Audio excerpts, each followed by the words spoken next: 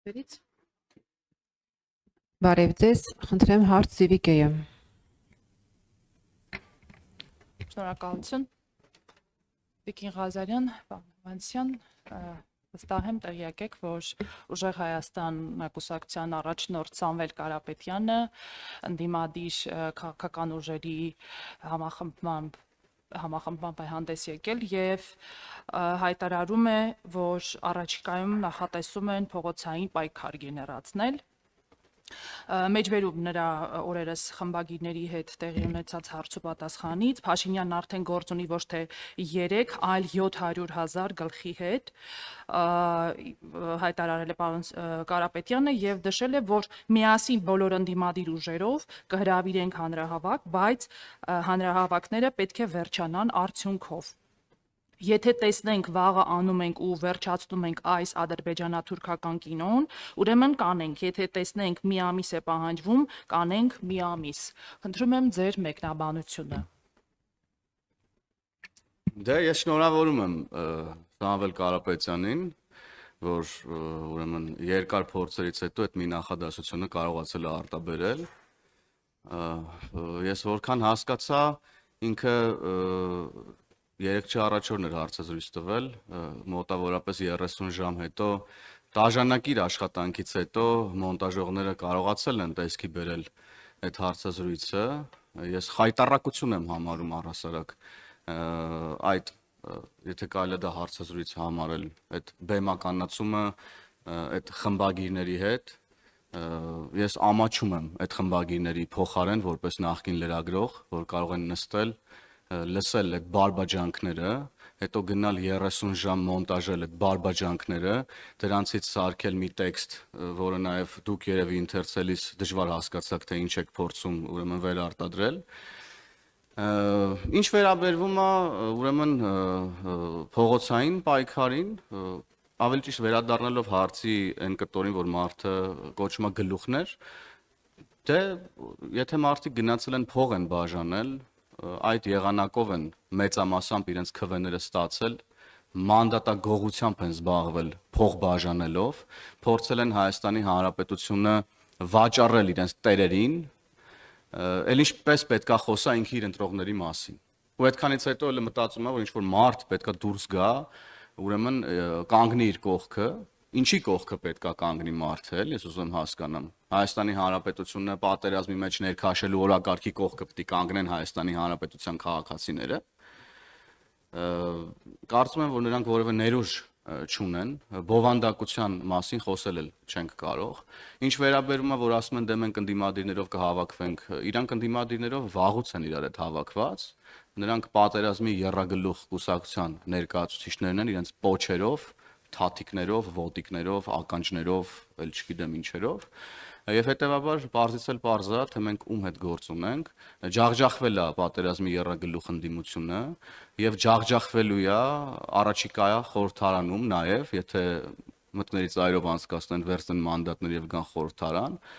մենք նրանց քաղաքականապես ջախջախելու ենք այս խորհրդարանում։ Այսքանը կարող եմ ասել, եթե գործընկերս հավելելու բան ունի, խնդրեմ Տիկին Ղազարյան։ Շնորհակալ եմ, ես զուտ երկրորդում եմ ձեզ, պարոն Հովհաննիսյան, եւ նաեւ կարող եմ ասել, որ իրականում Հայաստանի Հանրապետությունը փրկվեց իշխանազավթումից, որի փողի ուժով փորձում էին այդ քաղաքական ուժերը իրականացնել եւ իրապես այն որ ասում են համախմբվելու ենք, մենք վաղուց ենք խոսել այդ մասին եւ նորություն չէ, որ իրենք վաղուց համախմբված են, նույն կետից կառավարվում են, նույն կերպ գործում են եւ այն բոլոր քրեական գործերը, որ հակակոռուպցիոն կոմիտեում կա, վկայում են այդ մասին, որ այդ հատկապես այդ եռագլուխ հրեշը իրար հետ է գործել Հայաստանի Հանրապետության պետականության դեմ եւ ես ուզում եմ շնորհավորել Հայաստանի Հանրապետության քաղաքացիներին նման արդյունք գրանցելու համար եւ իշխանությունը պահելու համար, որովհետեւ հաշվի առնելով այն ամբողջ գործընթացը, որ իրականացվեց այս ընտրությունների ընթացքում, կարելի է ասել Հայաստանի Հանրապետության քաղաքացին պաշտպանեց պետականությունը, պաշտպանեց անկախությունը եւ ես կարծում եմ, որ հետագայում էլ այն որ տրամաբանություն փնտրել իրենց խոսքի մեջ, կարծում եմ անիմաստ է, մենք այսքան ժամանակ քանի դեռ այս նախընտրական քարոզարշավներ ոչ մի տրամաբանական միտք հատկապես տվյալ անձի մտքերի մեջ չենք գտել, որ ասում է կլինի, չի լինի, կլինի մի այսօր կանենք, չի լինի մի ամսից կանենք, դա զուտ այնքան որ իրենց այդ դաշտում պահելու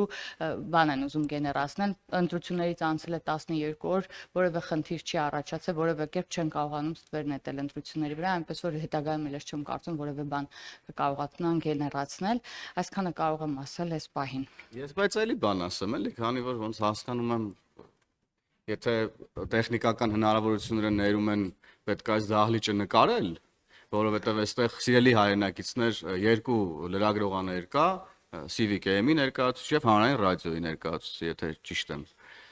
Եվ չկա որևէ ընդդիմադիր լրատվամիջոց այստեղ, որ գա եւ մեզ հարցեր տա, Տիկին Ղազարյան, որ այս ոնց կեղծեցիք ընտրությունները, այս ինչ վարչական ռեսուրսեր, որ կիրառվել էր եւ այլն եւ այդպես շարունակ, բայց դե օրինակ Սամվել Կարապետյանին էլ այդ նույն ընդդիմադիր լրագրողները գնում են եւ խելոք դեմքով նստում են, խոնար դեմքով նստում են եւ չեն հարցնում։ Գիտեք ինչ կա, ողջ քարոզարշավի ընթացքում ուրեմն ներողություն վայնասուն էիք դրել 300,000 ադրբեջանցիների վերադարձի մասին եւ այլնի, ահա հեսա Հայաստանի Հանրապետությունը կործանվում է, քաղաքացիական պայմանագիրը հենց ընտրվեց, հաջորդ օրը Հայաստանի Հանրապետություն չի լինելու եւ այլն, արևը այլևս չի դուրս գալու կամ դուրս է գալու եւ այլևս մայր չի մտնելու։ Ուր են այդ հարցերը։ Ուր են այդ հարցերն ընդհանրապես եւ ուր են 300,000 ադրբեջանցիները։ Ուր է Նարեկ Կարապետյանը, որ ինչ բան լրատվամիջոց կար իրանց ձեռքի տակ եղած, ամեն օր գուժում էին եւ մարդկանց ահաբեկում էին այդ լուրերով։ Չեն ուզում այդ խմբագիրները Սամվել Կարապետյանին հարց տան։ Ուր են ձեր ասած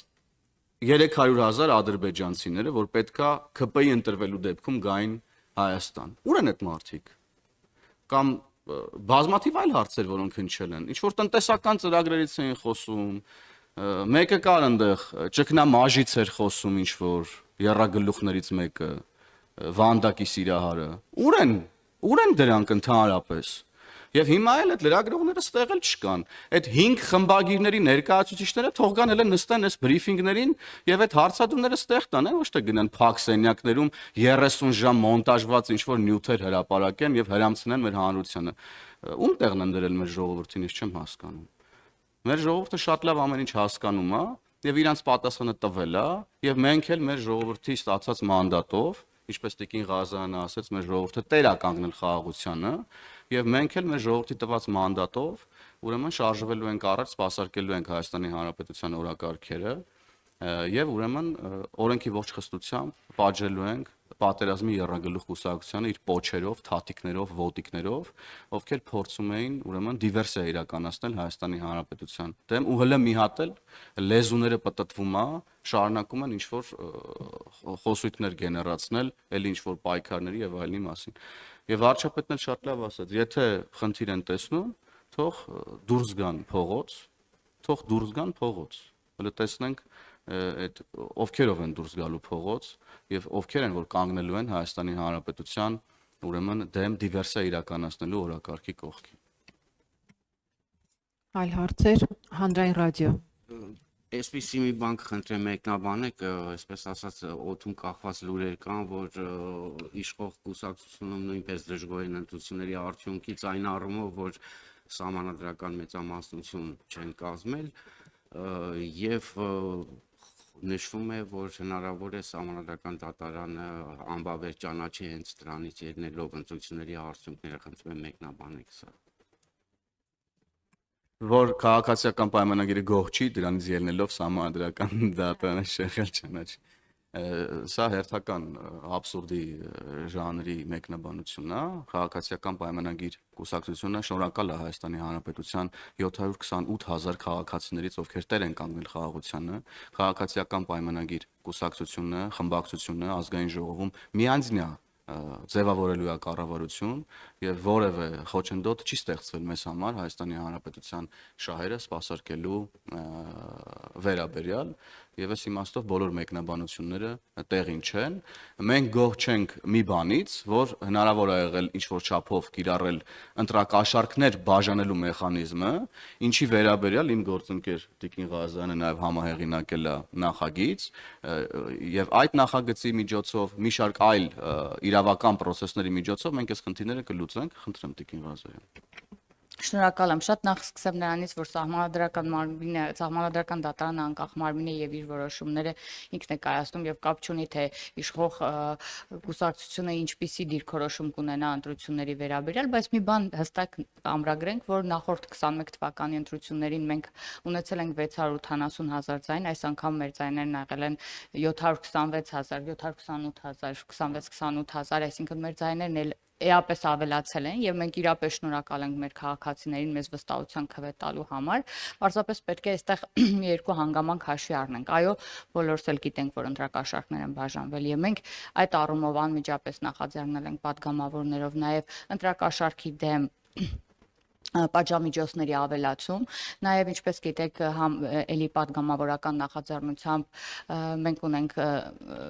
նոր նախագիծ, որի մասին ամենաշատը խոսվեց, որ պետք է ընտրելու իրավունք տրվի Հայաստանի Հանրապետության այն քաղաքացիներին, որոնց հիմնական շահը Հայաստանի Հանրապետությունում է, այսինքն ունեն ռեզիդենտության ցենզ վերջին 1 տարում Հայաստանի Հանրապետությունում բնակվելով։ Սա կարծում եմ միակ ճանապարհն է երկքաղաքացի ունեցող մեր հայրենակիցների համար, որ այն մարդիկ, ովքեր հիմնականում ապրում են Հայաստանում, նրանք կարողանան ձևավորել իշխանություն եւ հետեւաբար ունենան փոխադարձ պատասխանատվությունների դաշտ, ունենան վերահսկողություն իրենց ձևավորած իշխանության վերաբերյալ եւ ես կարծում եմ, որ սա ժողովրդավարության արտահայտման ամենակարևոր ձևերից մեկն է եւ մենք այս նախաձեռնությամբ հանդես ենք եկել եւ շուտով նախաձեռնությունը կյանքի կկոչվի։ Շարունակելով սահմանադրական մեծամասնություն չվերցնելու թեման, ինչ է կարծում Տիկին Ղազարյան, պարոն Հովհաննիսյան, սա նշանակում է արդյոք, որ այն օրակարգերը, որոնք ենթադրում էին սահմանադրական մեծամասնություն, արկախվելու են, թե այլ ուղիներ, ճանապարհներ կգտնեք դրանք կյանքի կոչելու համար, օրենսդրական ճանապարհների մասն է խոսքը։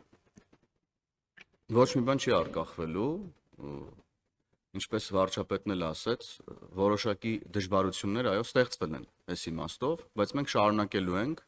ուրեմն մեր օրակարգերով առաջ շարժվել եւ միանշանակ մենք կգտնենք լուծումներ, ուրեմն այն փոփոխություններն իրականացնելու առումով, որոնք ենթադրում են նոր սահմանադրության ընդունում։ Մեր օրակարգում է եղել նոր սահմանադրությունը դեռևս 2019 թվականից եւ մենք չենք շեղվելու մեր օրակարգից եւ գտնելու ենք դրա համար իրավական լուծումներ։ Ես վստահեցնում եմ, որ կան դրա համար եւ իրավական եւ նաեւ քաղաքական լուծումներ, որոնք ավելի տեսանելի կլինեն, երբ որ նոր ազգային ժողովը կձևավորվի։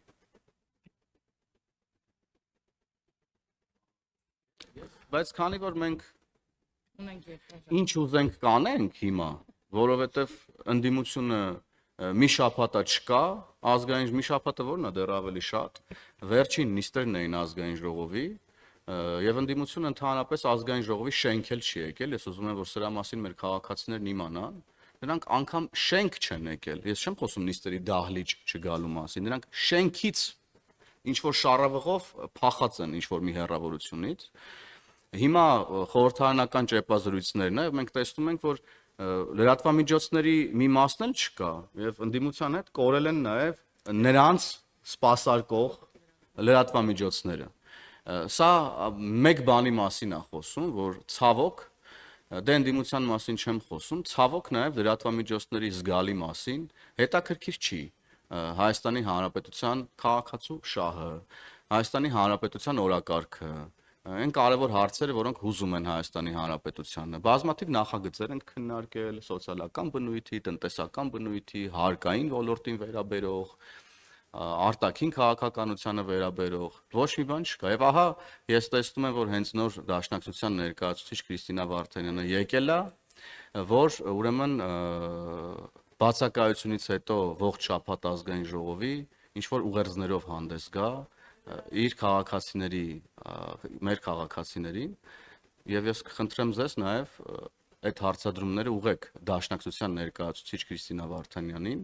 ովքեր նորից մանդատ են ստացել, ինչպես հակակոռուպցիոն կոմիտեն է ասում,